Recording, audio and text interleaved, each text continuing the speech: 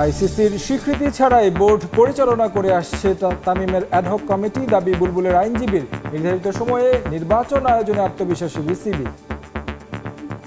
আমাদের লিগ্যাল টিমের সাথেও আজকে তাদের মিটিং আছে, যেখানে আমরা তাদেরকে জিনিসটা আসলে বুঝিয়ে বলবো।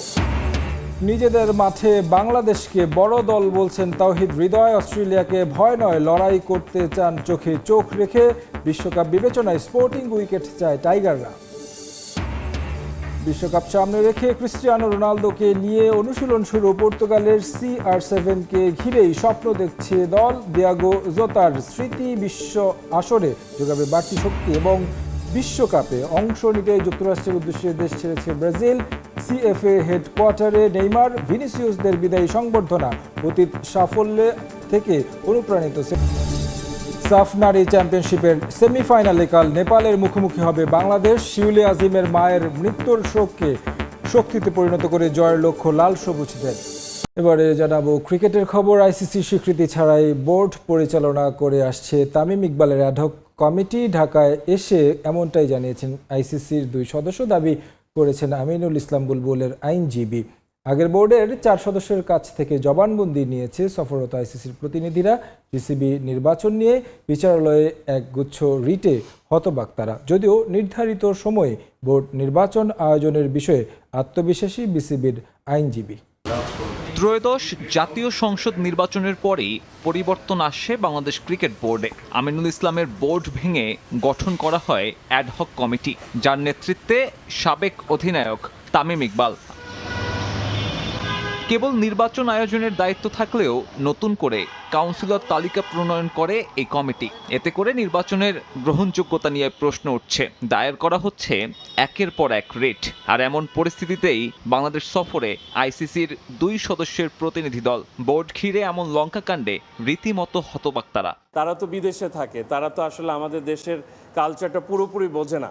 সে কারণে তারা কনফিউজ হয়ে যাচ্ছে। এবং আপনারা জানেন অলরেডি যে তারা 2 জন প্রতিনিধি দল গঠন করে বর্তমানে তারা বাংলাদেশে অবস্থান করছে। এবং আমাদের লিগ্যাল টিমের সাথেও আজকে তাদের মিটিং আছে, যেখানে আমরা তাদেরকে জিনিসটা আসলে বুঝিয়ে বলবো, যাতে এটা তারা যে একদম কনফিউজ হয়ে যাচ্ছে, এটা কনফিউজ হওয়ার মতো কোনো কিছু না। আইসিসির সবশেষ বোর্ড সভাতেও ছিল না বাংলাদেশের কোনো প্রতিনিধি। ক্রিকেটের সর্বোচ্চ নীতি নির্ধারণী সংস্থায় তাই তামিম ইকবালের গ্রহণযোগ্যতাও প্রশ্নের মুখে। জাতীয় ক্রীড়া পরিষদ গঠিত এই অ্যাডহক কমিটিকে কি আদৌ বৈধতা দিয়েছে আইসিসি? বর্তমান যে অ্যাডহক কমিটি লেড বাই আমাদের সাবেক অধিনায়ক স্বনামধন্য ক্রিকেটার তামিম ইকবাল, সেই কমিটিকে এখন পর্যন্ত তারা কোনো ধরনের স্বীকৃতি প্রদান করেনি। সেই সূত্রে বলা যায় যে আমিনুল ইসলাম বুলবুল কর্তৃক যে কমিটিটি গঠিত হয়েছিল আইসিসির কাছে এখন পর্যন্ত ওই কমিটিটি হচ্ছে একটি নির্বাচিত গ্রহণযোগ্য কমিটি। বিসিবির অ্যাডহক কমিটি আইসিসির প্রতিনিধি দলের ঢাকা সফর নিয়ে গোপনীয়তা রাখছে।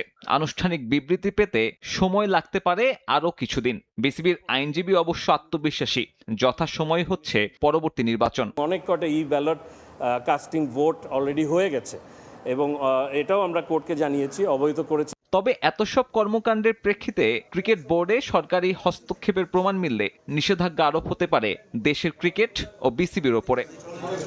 অস্ট্রেলিয়াকে ভয় নয়, বরং ঘরের মাটিতে নিজেদের বড় দল বলছেন ব্যাটার তাওহিদ হৃদয়। শক্তিমত্তায় কোনো দিক থেকে পিছিয়ে নয় বাংলাদেশ। বিশ্বকাপ বিবেচনায় স্পোর্টিং উইকেটেই খেলবে টাইগাররা। ডিপিএলে একই ধরনের উইকেটে খেলায় প্রস্তুতিও ভালো হচ্ছে বলে মত তার। নিজের কোনো পছন্দের ব্যাটিং পজিশন নেই বলেও জানান হৃদয়। দলের প্রয়োজনে খেলতে চান যে কোনো জায়গায়। ঈদের ছুটি শেষে আবারও মাঠের ব্যস্ততা শুরু ক্রিকেটারদের। ঢাকা প্রিমিয়ার লিগের 8ম রাউন্ডে লিজেন্ডস অফ রূপগঞ্জের মুখোমুখি শিরোপার দাবিদার মোহামেডান। দাপট দেখিয়ে জয় তুলে নিয়েছে সাদা কালোরা। সামনে থেকে নেতৃত্ব দিয়ে শতকের দেখা পেয়েছেন তাওহিদ হৃদয়। সামনে অস্ট্রেলিয়া সিরিজ, বড় প্রতিপক্ষের বিপক্ষে মাঠে নামার আগে প্রস্তুতির দারুণ মঞ্চ ক্রিকেটারদের। মাইটি অস্ট্রেলিয়ার বিপক্ষেও কি বাংলাদেশ এমন স্পোর্টিং উইকেটে খেলার সাহস দেখাবে? তাওহিদ হৃদয় অবশ্য ঘরের মাটিতে বড় দল বলছেন বাংলাদেশকেই। ইন্টারন্যাশনাল প্রত্যেকটা টিমই বড়। অস্ট্রেলিয়া হয়তো বা বড় নাম, বাট আমাদের হোমে আমরাও বড় টিম। এবং লাস্ট কিছু সিরিজ এবং যদি দেখেন শুধু ওডিআই ফরম্যাট না, সব ফরম্যাটে আমরা খুব ডমিনেট পারফর্ম করছি অ্যাজ এ টিম হিসেবে। অবশ্যই চ্যালেঞ্জ থাকবে। আর বড় স্কোর করতে গেলে অলওয়েজ টপ থেকে রান করতে হয়। যদি আমাদের হয়তো বা রেগুলার টপ থেকে রান হবে না, সেদিন মিডল অর্ডারের রেসপন্সিবিলিটি থাকে যতটুকু টিমকে কন্ট্রিবিউট করা যায়। পাকিস্তানের বিপক্ষে দারুণ পারফরমেন্সের পর আত্মবিশ্বাস বেড়েছে দলে, একই সঙ্গে প্রত্যাশাও বেড়েছে। 2027 ওয়ানডে বিশ্বকাপ সামনে রেখে মেগা পরিকল্পনা জাতীয় দলের টিম ম্যানেজমেন্টের, তাই অজিদের বিপক্ষে স্পোর্টিং উইকেটেই খেলার লক্ষ্য বাংলাদেশের। সামনে যেহেতু আমাদের একটা অস্ট্রেলিয়া সিরিজ আছে, মিরপুরে খেলা, এই মাঠেই খেলা হবে। ট্রাই করেছি যতটুকু অস্ট্রেলিয়ার সাথে মিল রেখে কীভাবে খেলবো এই প্ল্যানটাই ছিল। আইসিসি যেসব ইভেন্টগুলো আমরা খেলে থাকি ওইসব উইকেট সবসময় ভালো উইকেটই থাকে, স্পোর্টিং উইকেট থাকে।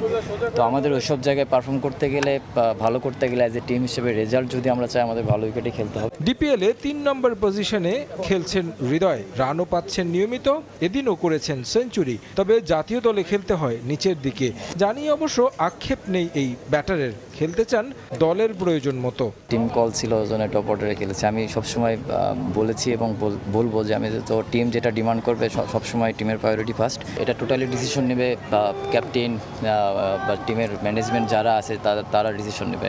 এটা তো আমি বলে কিছু করতে পারবো না। আমার থেকে যদি ভালো অপশন থাকে অবশ্যই তারা সেদিকেই যাবে। নাহিদ রানাকে নিয়ে আশার কথা শোনালেন মোহামেডান অধিনায়ক। 2-1 ম্যাচ খারাপ করলেও তার উপর আশা হারাতে চান না হৃদয়। 2026 বিশ্বকাপ সামনে রেখে ক্রিস্টিয়ানো রোনালদোকে নিয়ে অনুশীলন শুরু করেছে পর্তুগাল। ক্যারিয়ারের ষষ্ঠবারের মতো বিশ্বকাপে খেলবেন CR7, তাকে ঘিরেই স্বপ্ন দেখছে পর্তুগাল। দিয়েগো জোতার স্মৃতি বিশ্বকাপে পর্তুগালকে বাড়তি শক্তি যোগাবে বিশ্বাস মিডফিল্ডার রুবেন নেভেসের। চ্যাম্পিয়ন্স লিগে পিএসজিকে শিরোপা উপহার দেয়া ফুটবলাররা পর্তুগালের বড় শক্তি, তারা শিরোপা জয়ে ভূমিকা রাখবেন বলে মনে করেন নেভেস। পর্তুগালের ওইরাসে এক রাজার আগমন। অনুশীলনে সবগুলো ক্যামেরার চোখ মুহূর্তেই ছুটে যায় শুধুই তার দিকে। তিনি ফুটবল দুনিয়ার কিংবদন্তি ক্রিস্টিয়ানো রোনালদো। রেকর্ড ষষ্ঠবারের মতো বিশ্বকাপে খেলতে যাবেন রোনালদো। মাঠে নামার সঙ্গে সঙ্গে মেসির সঙ্গে গড়বেন সবচেয়ে বেশি বিশ্বকাপে খেলার রেকর্ড। এর আগে খেলা 5 বিশ্বকাপে 22 ম্যাচে রোনালদো গোল করেছেন 8টি। ক্যারিয়ারে যা চেয়েছেন তার প্রায় সবই পেয়েছেন, বাকি শুধু বিশ্বকাপের সোনালী ট্রফিটা। এবার শেষ শিরোপা জয়ের লক্ষ্য নিয়ে পর্তুগালের অনুশীলনে যোগ দিয়েছেন CR7। 1966 সালের বিশ্বকাপে 3য় স্থান অর্জন এখন পর্যন্ত সেরা সাফল্য পর্তুগালের। গত বছর নেশনস লিগ জয় করেছে তারা। 2016 সালের ইউরো জয়ীরা এবার প্রথম শিরোপার খোঁজে খেলবে কে গ্রুপে। 17 জুন DR কঙ্গোর বিপক্ষে ম্যাচ দিয়ে শুরু হবে তাদের বিশ্বকাপ অভিযান। দ্বিতীয় ম্যাচে 23 জুন তারা লড়বে উজবেকিস্তানের বিপক্ষে। 27 জুন শেষ ম্যাচে পর্তুগালের প্রতিপক্ষ কলম্বিয়া। মাত্রই পিএসজিকে শিরোপা উপহার দেয়া এক ঝাঁক তরুণ এবার খেলবেন পর্তুগালের হয়ে। Nuno Mendes, Vitinha, João Neves এবং গনসালো রামোসরা শিরোপা জয়ে অবদান রাখতে পারবেন বলে আশা মিডফিল্ডার রুবেন নেভেসের। বিশ্বকাপ নিয়েই এবার দেশে ফিরতে চায় পর্তুগাল। এবার বিশ্বকাপের শিরোপা জয় করতে চাই আমরা। আমাদের উপর চাপ থাকবে, এটাই স্বাভাবিক। জাতীয় দলের সব খেলোয়াড়ই এই ধরনের চাপ সামলাতে অভ্যস্ত। সম্প্রতি আমাদের 4 জন ফুটবলার প্যারিস সেইন্ট জার্মের হয়ে দ্বিতীয়বারের মতো চ্যাম্পিয়ন্স লিগ জিতেছে। এটা ওদের আরো ভালো করতে অনুপ্রেরণা যোগাবে। ক্রিস্টিয়ানো রোনালদোর মতো ফুটবলার রয়েছে আমাদের, তাই স্বপ্ন আমরা দেখতেই পারি। গত বছর নেশনস লিগ জয়ের পর দীর্ঘদিনের সতীর্থ দিয়েগো জটাকে হারিয়েছেন নেভেস। জটার স্মৃতি বিশ্বকাপে পর্তুগালকে বাড়তি শক্তি যোগাবে বলে বিশ্বাস তার। মাঝে মাঝে অতিরিক্ত শক্তি পাওয়ার জন্য সবাইকে কোনো কিছুর স্মৃতি আঁকড়ে ধরতে হয়। জটা আমাদের হৃদয়ে মিশে আছে, ওর স্মৃতি আমাদের বিশ্বকাপে ভালো করতে অনুপ্রেরণা যোগাবে। কাতার বিশ্বকাপের স্মৃতি ভুলে সামনের দিকে তাকাতে চায় পর্তুগাল। সাফ নারী চ্যাম্পিয়নশিপের সেমিফাইনালে নেপালের মুখোমুখি হবে বাংলাদেশ নারী ফুটবল দল। ফাইনাল নিশ্চিতে এই ম্যাচে জয় ছাড়া কিছুই ভাবছে না ডিফেন্ডিং চ্যাম্পিয়নরা। তবে নেপাল ম্যাচের আগে দুঃসংবাদ পেল বাংলাদেশ নারী ফুটবল দল। বার্ধক্যজনিত কারণে শিউলি আজিমের মায়ের মৃত্যুতে অনুশীলন করেনি লাল সবুজের মেয়েরা। এদিকে রোমাঞ্চকর ফাইনালের অপেক্ষায় নেপাল কোচ। বাংলাদেশকে হারিয়ে ফাইনালে যেতে চায় হিমালয়ের কন্যারা। ম্যাচ শুরু হবে বাংলাদেশ সময় বিকেল 4টায়। ভারতের গোয়া থেকে ফাহিম ইসলামের রিপোর্ট।